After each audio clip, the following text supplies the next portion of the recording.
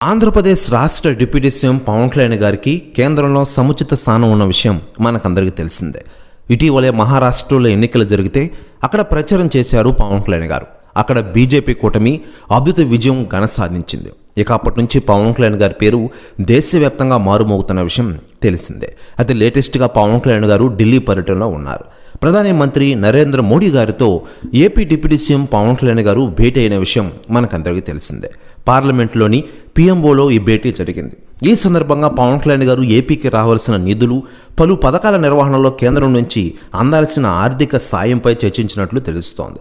ప్రధానంగా జలజీవన్ మిషన్ పథకం పొడిగించాల్సిందిగా పవన్ కోరినట్లు సమాచారం అందుతోంది. అలాగే జలజీవన్ మిషన్ పథకం నిర్వహణ కోసం కేంద్రం నుండి నిధులు ఇవ్వాల్సిందిగా కోరారు పవన్ కళ్యాణ్ గారు. మరోవైపు ఢిల్లీలో క్రేజ్ గురించి ఇప్పటికే సెలబ్రిటీలు స్పందిస్తూ ఉండగా తాజాగా దర్శకధీరుడు ఎస్ఎస్ రాజమౌళి గారు సంచలన వ్యాఖ్యలు చేశారట పవన్ కళ్యాణ్ గారి గురించి.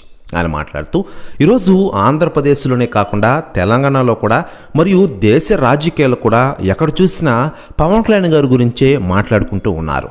ఢిల్లీ రాజకీయాలు ఒక్క తెలుగోడు శాసిస్తున్నాడంటే అది మామూలు పవర్ కాదు.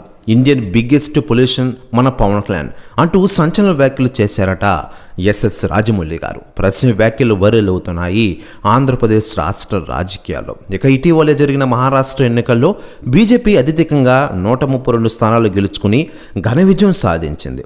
ఎన్నికల ఫలితాల తర్వాత ప్రధాని మోడీని కలుసుకోవడం ఇదే తొలిసారి కావడంతో పవన్ కళ్యాణ్ గారు ప్రధానికి కంగ్రాట్స్ చెప్పారట. ప్రశ్న న్యూస్ కూడా తెగ వైరల్ అవుతోంది ఆంధ్రప్రదేశ్ రాష్ట్ర రాజకీయాల్లో.